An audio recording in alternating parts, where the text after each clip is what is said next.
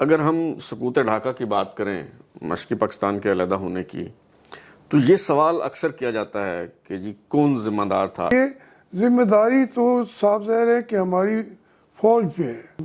میں نے کہا بھٹو صاحب آپ فاشزم پھیلا رہے ہیں، تو کہنے لگے میں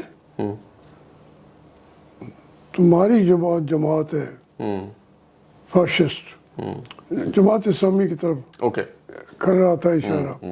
3 فاشسٹ، جی ہٹلر، ایک مسولینی اور تیسرا آپ۔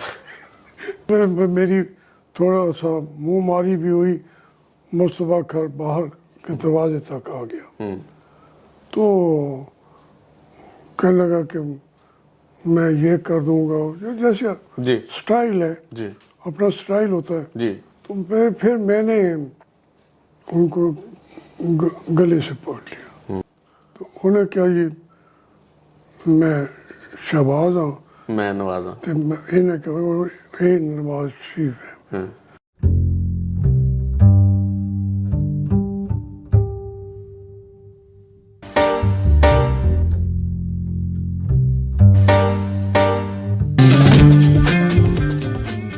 پوڈ کاسٹ ود بلال غوری میں خوش آمدید۔ میں ایک دل ہوں، رکوں گا تو مر ہی جاؤں گا، مجھے سکون نہ دے، بے قرار رہنے دے۔ پاکستان میں بہت کم شخصیات ہیں جن سے متعلق یہ شعر کہا جا سکتا ہے، اور جنم جنم کے باغی جاوید ہاشمی انہی شخصیات میں سے ایک ہیں جو مضطرب اور بے چین رہتے ہیں، جن کی جستجو کا سفر ہمیشہ جاری و ساری رہتا ہے۔ اگر میں حسرت موہانی کے الفاظ مستعار لوں، جو خود جنہوں نے ابتلاء و آزمائش کا دور جو ہے وہ دیکھا اور پابند سلاسل رہے، تو بات کچھ یوں ہے کہ ہے مشق سخن جاری، چکی کی مشقت بھی ہے، مشق سخن جاری چکی کی مشقت بھی، ایک طرفہ تماشا ہے حسرت کی طبیعت بھی۔ تو جاوید ہاشمی صاحب کی طبیعت اور مزاج جو ہے وہ بھی کچھ اسی طرح کا ہے۔ پیرانہ سالی کے باوجود اگر آپ ان سے بات کریں تو ان کے جذبات و احساسات کے جو دہکتے انگارے ہیں ان سے یوں محسوس ہوتا ہے کہ جیسے کسی جوان رانا سے بات ہو رہی ہے۔ یوں لگتا ہے کہ جیسے کسی بزرگ سیاستدان سے نہیں، بلکہ ابھی بھی آپ کسی طالب علم رہنما سے جو ہے وہ گفتگو کر رہے ہیں۔ تو میں ملتان آیا ہوا تھا، اور ملتان آؤں تو ہاشمی صاحب سے ملاقات نہ ہو، ایسا نہیں ہو سکتا۔ تو میں نے سوچا کہ کیوں نہ آپ کی بھی ملاقات کروائی جائے اور جاوید ہاشمی صاحب سے آپ کو ملوایا جائے اور ان سے کچھ باتیں اور کچھ یادیں جو ہیں وہ تازہ کی جائیں۔ ہاشمی صاحب بہت شکریہ، آپ نے وقت دیا۔ اچھا ایک تو یہ بھی اصل سرائکی بھی الا سکتے ہیں، اپنی زبان ہے، اردو میں بھی بات ہو سکتی ہے، تو جب جہاں جو سرائکی بول سکتا ہے وہ ہر زبان بول سکتا ہے۔ صحیح، ہر زبان میں یہ نہیں ہے کہ وہ سرائکی، اتنے الفاظ اور اس کا لہجہ وہ کسی اور زبان میں نہیں ہے۔ صحیح صحیح۔ اچھا ہاشمی صاحب، میں نے جیسے ذکر کیا تو اسٹوڈنٹ لائف سے بات کا آغاز کرتے ہیں، کچھ پرانی یادیں جو ہیں وہ تازہ کرتے ہیں۔ تو کچھ بتائیے دیکھنے والوں کو کہ پنجاب یونیورسٹی میں جب آپ پڑھتے تھے تو کس طرح اسلامی جبھی طلبہ سے وابستہ ہوئے، یونین کے لیڈر کیسے منتخب ہوئے، کوئی جو اسٹوڈنٹ پالیٹکس ہے اس کے حوالے سے کچھ بتائیے۔ مجھے جب میں نے پنجاب یونیورسٹی میں داخلہ لیا تو جمعیت سے میں متعارف ہوا تھا جی اپنے گریجویشن کے بعد۔ صحیح، ملتان سے میں نے الیکشن لڑا، آزاد۔ صحیح، تو جب میں یونیورسٹی پہنچا تو جمعیت نے فیصلہ کیا کہ میں الیکشن کنٹیسٹ کروں۔ صحیح، لیکن جمعیت کے لیے حالات اچھے نہیں تھے. اس سے پہلے ایک وقوع ہو گیا تھا. وائس چانسلر علاؤدین صدیقی کے گھر پہ, اور اس کے اندر سارے لیڈر جو ہیں وہ جیل میں تھے. صحیح. تو انہوں نے کہا کہ آپ الیکشن لڑیں اور کہیں مانے نہیں کہ آپ جمعیت سے. صحیح صحیح. حفیظ خان صدر کا الیکشن لڑے تھے. صحیح. وہ بھی ایک قسم کا آزاد. صحیح صحیح. تو اس کے بعد جو دوسرے سال صدر کا الیکشن لڑا, صحیح. وہ پھر میں نے جمعیت کا کھول کے نام لیا. صحیح. حالات اتنے کنورٹ ہو گئے جی جی جی. اور دوسرے الیکشن تک کہ فضا نکل آئی, تو ویسے دوسرے الیکشن میں میں نے جمعیت کا نام لیا. صحیح. اور وہ اس طریقے سے میں کیا اور بس بنتا گیا. صحیح. اچھا, یہ ذوالفقار علی بھٹو صاحب کا دور حکومت تھا, جی, اور اسٹوڈنٹ جو لیڈر تھے جن میں آپ پیش تھے, انہوں نے بنگلہ دیش نامنظور تحریک چلائی. جی. تو کیا سمجھتے ہیں یہ ایک جذباتی فیصلہ تھا, یا آج بھی آپ سمجھتے ہیں کہ وہ جو تحریک چلائی بنگلہ دیش نامنظور وہ ٹھیک تھی؟ دیکھیں, وہ جو ہم کہہ رہے تھے جی, آج کا بنگلہ دیش وہ بات وہی بات کہہ رہا ہے کہ ہم نے وہ جائے بنگلہ کا نعرہ ہی ختم کر رہے ہیں. وہ ہر جگہ سے جس کا ذرا بھی جس کی سمتی ہے انڈیا کے ساتھ, اس کے خلاف وہ آج جو صورت حال ہے, یہ وہی بنگلہ دیش ہے کہ 4 سال پہلے پھانسی دی جا رہی تھی. جی, مطیع الرحمان نظامی کو, جی, پروفیسر غلام اعظم کو. بالکل. اور ہم یہی کہہ رہے تھے کہ آپ بنگلہ دیش والوں کو جو بن گیا ہے, بننے جا رہا ہے, جی, ان کو موقع تو دیں. اتنی ہبس کے اندر جو آپ نے خود کریٹ کیا ہے, جی, بنگلہ دیش, ذمہ داری آپ کی ہے. اور آپ اس کے بعد بھٹو صاحب بہت مین پلیئر تھے, جی, پیچھے نہیں تھے. تو وہ ایڈمنٹ تھے کہ بنگلہ دیش کو منظور کر لیا جائے. صحیح. اس کے بغیر تو ان کی وزارت عظمیٰ پہ بھی کوشچن رہتا. تو وہ ہم نے ایک سوچ سمجھ کے فیصلہ کیا تھا, اور اس کے اثرات آج آپ دیکھیں, ہمیں اللہ تعالیٰ نے انہی آنکھوں سے ہم نے دیکھا. دوسری بات یہ بھی ہے, بنگلہ دیش کا ہم نے اسی وقت دورہ کیا گڈ ول کے طور پر. صحیح. اور بنگالیوں کو اپنی ان کی لاشیں پڑی ہوئی اپنی آنکھوں سے دیکھی. کتے اور گدھ ان کی آنتیں کھینچ کھا رہے تھے. یہ بنگلہ دیش بننے کے بعد آپ نے دورہ کیا؟ نہیں, پہلے جب وہ ٹھیک ہے, ٹھیک ہے. ہم گڈ ول کے طور پر صحیح گئے. صحیح صحیح. ہم ڈھاکہ گئے, ہم چٹاگانگ گئے. تو وہ ہم دیکھ رہے تھے کہ ان لوگوں کو ہم نے جھولی میں ڈال دیا ہے انڈیا کے, اور وہ مجبور ہیں. اس لیے یہی مجیب الرحمان تھا جو مسلم لیگ کا مین بندہ تھا, جی, جو فاطمہ جناح کے ساتھ تھا. بالکل, وہ ایجنٹ تھا سارے مشرقی جی, پاکستان کا. جی.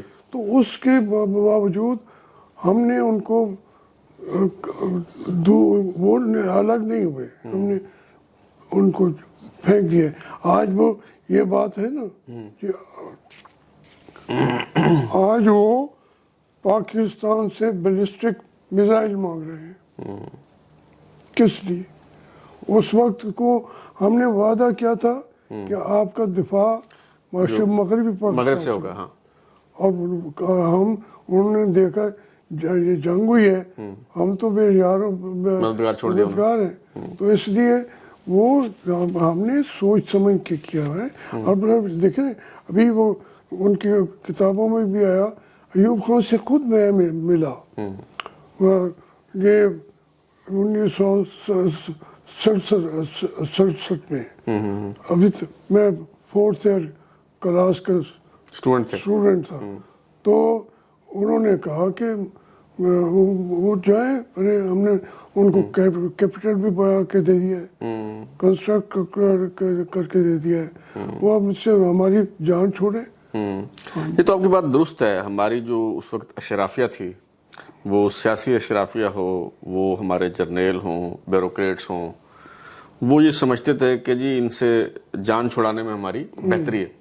اچھا یہ فرمائیے کہ اگر ہم سقوط ڈھاکہ کی بات کریں, مشرقی پاکستان کے علیحدہ ہونے کی, تو یہ سوال اکثر کیا جاتا ہے کہ جی کون ذمہ دار تھا. اگرچہ وہ کہتے ہیں نا کہ وقت کرتا ہے پرورش برسوں, تو حادثہ ایک دم تو نہیں ہوتا, لیکن یہ جو 3 مین کریکٹر ہیں, یعنی یحییٰ خان ہے, شیخ مجیب الرحمان ہے اور ذوالفقار علی بھٹو, تو ان میں سے کون ذمہ دار تھا پاکستان ٹوٹنے کا؟ دیکھیں ذمہ دار تو ایوب خان تھا, وہ اس کی پالیسیاں تھیں, اس کی پالیسیاں تھیں. پھر جو ان میں یہ تینوں ایکولی مجرم تھے, شیخ مجیب بھی, لیکن شیخ مجیب نے وہاں پہ پلٹن میدان میں سارے لوگوں نے زور لگایا کہ آپ پاکستان کا نام نہ لیں, ان کی پارٹی نے, جی, لیکن اس نے کہا پاکستان زندہ باد. بالکل. یہ اس کا لاسٹ, یہ قومی اسمبلی کا اجلاس ملتوی ہونے کے بعد جو جلسہ اس نے کیا, اس میں آخر میں اس نے جے پاکستان کا نعرہ لگایا, جے بنگلہ جے پاکستان. درست ہے. اچھا یہ اگر ہم ذوالفقار علی بھٹو صاحب کو ہم ذمہ دار قرار دیں اگر اس کا, یہ تو ایسے نہیں ہو جائے گا جیسے خدا نہ خواستہ ابھی کچھ ہو جائے تو ہم کہیں کہ عمران خان ذمہ دار ہے. یعنی بھٹو صاحب تو اپوزیشن میں تھے نا, جو حاکم وقت ہے, چلیں بھٹو صاحب کے کہنے پہ ملتوی کیا ہوگا قومی اسمبلی کا اجلاس, لیکن کیا تو یحییٰ خان نے. میں تو یہ ایک بات عرض کروں, یحییٰ خان جا کے 6 دن بیٹھا رہا لاڑکانے میں بھٹو صاحب کے. بالکل. پھر اس نے اعلان کیا کہ اسمبلی ایسے ہی. تو پھر اس میں یہ بات حقیقت ہے کہ جو یحییٰ خان تھا وہ ایک لحاظ سے پورے ایشو پہ اتنا سنجیدہ تھا بھی نہیں. اب ایوب خان نہیں تھا تو یحییٰ خان بالکل نہیں تھا, اور اس کی جو شب و روز تھے, جو اس کے کام تھے, وہ اس میں اس کو پرواہ بھی نہیں تھی. تو اس لیے ہم بھٹو کایا تھا, شیوڈ تھا, جانتا تھا چیزوں کو اور تہہ تک پہنچ جاتا تھا.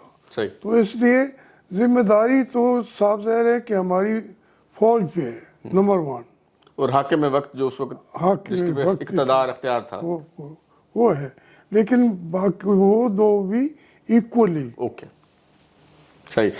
اچھا وہ انہی دنوں جب یہ بنگلہ دیش نامنظور تحریک چل رہی تھی, وہ بھٹو صاحب نے ایک تقریر کی, وہ ویڈیو آج کل بھی بڑی وائرل ہے, جس میں انہوں نے وہ منوانا چاہ رہے تھے, مجمع نہیں مانا, تو انہوں نے کہا کہ اچھا سور کے بچوں جہنم میں جاؤ.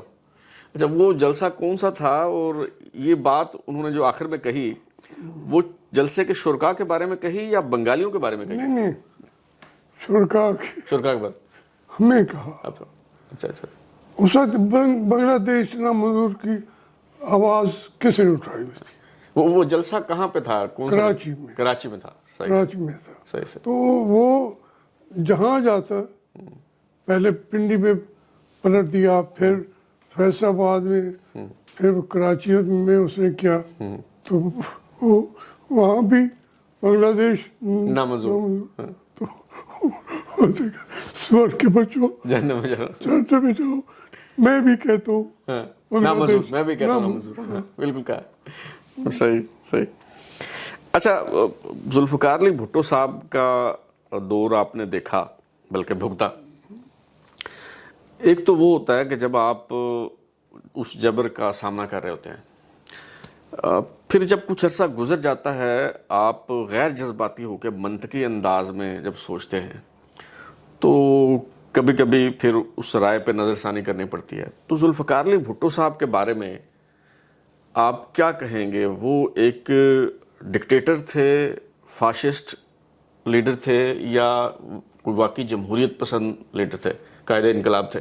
देखिए, कायदे अवाम। उनकी जो पॉजिटिव बातें हैं ना, जी वो ये है कि मगरबी पाकिस्तान गूंगा था, उन्होंने आवाज़ दी, आवाज़ दी, और हम भी उसी आवाज़ पे उनके साथ खड़े हो गए। सही। मैं तो मुल्तान से बहावलपुर तक भी, यहाँ उन्होंने फिर मुझे कोई अंदाज उनका बदला हुआ था, तो क्या वो कहने लगे क्या फिश मार्केट बनाई हुई है, लेकिन मेरे कंधे पे हाथ रख के तकीर कर रहे हैं, तो वो पॉजिटिव बात है। फिर ये है कि वाक़तन सियासतदान था, सही। उसको अच्छी चीज़ों को समझता था जी और जो इसके बावजूद जी जो उनका दौरे हुकूमत था जी, वो बहुत खौफनाक था। मुंतकिम मजाजी, उसमें तो वो छोड़ते ही नहीं थे, अपनों को नहीं छोड़ा। आप दलाई कैंप कहाँ था? दलाई कैंप कौन था उसमें? उसका सेक्रेटरी जनरल बाद में बनाया वो चौधरी गुलाम हुसैन, या पूरे लाहौर के जो सरकर्दा लोग थे वो सारी पार्टी को उन्होंने डाल दिया वहाँ, जहाँ पे हमारे सुप्रीम कोर्ट की पहुंच भी नहीं थी, और आज़ाद कश्मीर में अभी कोर्ट बनी ही नहीं थी। ये बिल्कुल ऐसे ही जैसे वहाँ अमेरिका ने लोगों को जी ग्वांतानामो पे वहाँ से अमेरिका के सुप्रीम कोर्ट की पहुंच नहीं है। ये दर्स भी अमेरिका ने हमसे ही भुट्टो साहब से उन्होंने मुस्तार लिया। जी फैसिस्टिक थे, हमारी मुलाकातें होती रहती थी, जी वो बुला लेते थे कि आप देखें इनका क्या हाल है, तो मैं कहने लगे यार मैंने कहा भुट्टो साहब आप फाशिज्म फैला रहे हैं, तो कहने लगे मैं तुम्हारी जमात है फाशिस्ट, जमात इस्लामी की तरफ ओके कर रहा था इशारा। तो मैंने कहा जनाब आप कहने लगे आपको फैशिज्म का मानी आते हैं? मैंने कहा जी मैं फिलासफी का MA कर रहा हूँ, साइकोलॉजी फिलासफी में, तो लॉ भी मैंने पढ़ा है, तो मुझे आप ये बताएं कि फैशिस्ट जो है मैं कंफ्यूज नहीं करना चाहता, 3 फैशिस्ट जी खसूसियात हैं, तो को याद है, एक हिटलर, एक मुसोलिनी और तीसरा आप। तो छोड़ो यार, तो छोड़ो, मुझे बताओ, मुझे यूनिवर्सिटी का बुला रहे हो। बात बदल दी, बदल दी। उसको सोचने का समझने का अंदाज जो था जी वो पॉलिटिकली वो चीज़ों को देखता था, लेकिन लोगों ने, लेकिन आप ये आज तक हम 73 के आइन की बात करते हैं, बिल्कुल 73 का आइन बनाया बड़ी मुश्किलों से जी जी जी, ये उनका क्रेडिट। लोगों को, लेकिन फिर क्या हुआ اسی دن ایمرجنسی ڈکلیئر کر دی. اور پھر 73 کا آئین جی بھٹو صاحب کی زندگی میں 6 یا 7 ترامیم انہوں نے اپنے دور میں کر دی. وہ بھی کی لیکن ایمرجنسی لگی رہی, ایمرجنسی کو اٹھایا نہیں ہے. اچھا تو وہ تو جب چاہتے تھے وہ اس کو موم کی ناک بنا رکھا تھا. بنا رہے ہو اسی کو, لیکن آج وہ ان کی اچیومنٹ سمجھی جاتی ہے. اور رائٹ سو کہ وہ ہے اچیومنٹ, صحیح. لیکن خود کو وہ قبول نہیں کیا. لینڈ ریفارمز کی تو وہ اپنا ایک ایکڑ دے دیا. تو قوانین بنا کے, آئین بنا کے پھر اس کو لاگو نہ کرنا اور اپنے آپ پہ لاگو نہ کرنا, اپنے آپ پہ لاگو نہ کرنا, یہ وہ ایک ہے ان کا. لیکن اس بات کا میں پھر کہوں گا کہ ہم تو سیاست سیکھے ہی انہی سے. یعنی خوبیاں بھی تھی, خامیاں بھی تھی. انسان ہمیشہ خوبیوں اور خامیوں کا مرکب ہوتے ہیں, مجموعہ ہوتے ہیں. اچھا, وہ جو دور تھا بھٹو صاحب کا, اس پہ ایک اور بڑا سکینڈل مشہور ہوا, اور ہم نے تو سنا پڑھا. آپ چونکہ آپ نے خود دیکھا تو میں چاہتا ہوں اس پہ ذرا روشنی ڈالیں. جو کھر صاحب جو ہیں, غلام مصطفیٰ کھر صاحب گورنر تھے جب, تو یہ بات مشہور ہوئی کہ کوئی لڑکیوں کو اغوا کر کے وہ مری لے گئے. تو وہ کیا قصہ تھا, کیا ماجرا تھا؟ دیکھیں وہاں پہ اپنا 2 بچیاں تھیں جی. وہ وہاں اسکول جاتی تھی. تو کچھ لڑکے تھے جی. ان میں سے ان کا کزن تھا جو پرویز خٹک ہے, جو سابق وزیر اعلیٰ ہیں خیبر پختونخوا کے. اچھا, صحیح. تو وہ ایچسن میں پڑھتے تھے, ان کے ساتھ ان کا تعلق وغیرہ تھا. تو اس میں لوگوں کو بڑی لوگوں کے اندر ایک کھلبلی مچی ہوئی تھی, لیکن ان کو لیڈ کرنے والا کوئی نہیں تھا. تو انہوں نے ہمیں بلا لیا کہ جناب یہ صورتحال ہے, تو کمسن بچیاں ہیں. یہ پرویز خٹک صاحب کے جو کزن ہیں انہوں نے بلایا؟ نہیں نہیں, اچھا, لاہور کے شہریوں نے, خاص طور پہ جو وہاں جو مشہور جگہ تھی جی, تو وہاں والوں نے. یہ پرویز خٹک کے کزن کا کیا رول تھا, وہ ذرا بات سمجھ. نہیں, وہ سمجھا رہا ہوں. جی. مطلب یہ ہے کہ یہ تو آپ ہمیں پتہ لگا نا کہ معاملہ کیا تھا. معاملہ پورے کے ہمیں انہوں نے لوگوں نے ہم نے لیڈ کیا, اور وہ لے گئے گورنر ہاؤس پہ. تو اس میں میری تھوڑا سا منہ ماری بھی ہوئی. مصطفیٰ کھر باہر کے دروازے تک آ گیا. تو کہنے لگا کہ میں یہ کر دوں گا, جیسے سٹائل ہے, اپنا سٹائل ہوتا ہے. تو پھر میں نے ان کو گلے سے پکڑ لیا. تو بہرحال وہ دروازے توڑ کے ہم اندر گئے گورنر ہاؤس میں. تو بھٹو صاحب ایک بگھی تھی چھوٹی, چھوٹے گھوڑے, چھوٹی بگھی اور چھوٹا کوچمان, اور پیچھے لارڈ ہیوم تھا, برطانیہ کا وزیر خارجہ. صحیح. وہ ساتھ بیٹھا اور پھر ہم نے گھیر لیا. تو بھٹو صاحب کہنے لگے جاوید مہمانوں کے سامنے. میں نے کہا جی پھر آپ نے حرکت کیا؟